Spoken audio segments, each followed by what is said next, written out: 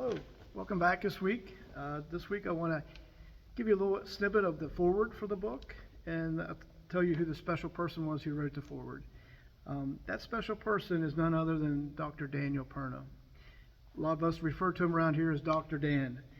Dan has worked with our school for quite a few years. He helps with professional development, teacher workshops, and new teacher induction. And Dan is like a walking encyclopedia of teacher strategies and also concepts. I've learned so much from Dan over the years.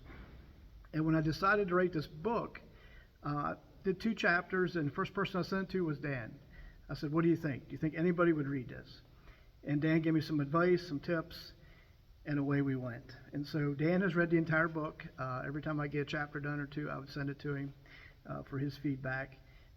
So yeah, I mean, he has helped me out so much with this book. Another person I need to give a shout out to also with this book is my boss, the director of our school, Dr. Leslie Schumann. Leslie has also read the entire book, and she's also gave me tips and feedback as I sent chapters to her.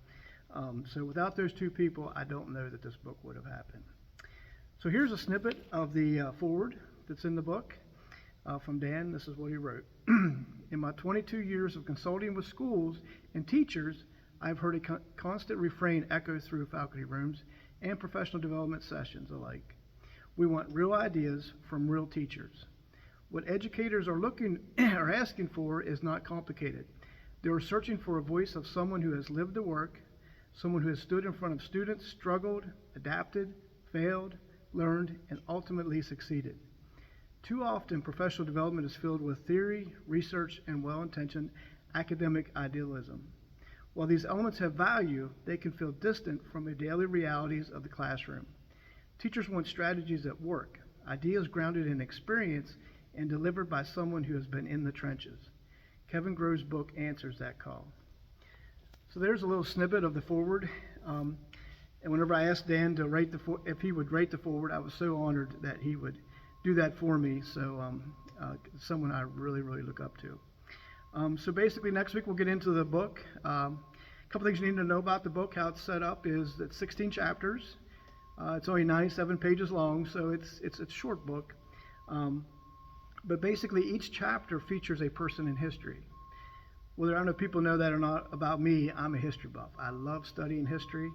For me, I'd soon watch a documentary than go watch a good movie. I just love studying history. But what I found is great leaders through history have strategies they use to make them great. And as I studied that, I wondered, how can those strategies be used in the classroom and in our schools to make them great? And I've also found that these strategies could be used in the shop, the factory, the workplace, or even just in life in general. So basically, each chapter will feature a great person in history. So next week's chapter chapter 1 is entitled, Why Write a Book? And the feature person is Benjamin Franklin. So you may say, what does Benjamin Franklin have to do with why write a book? So I guess you have to tune in next week to find out. See you next week.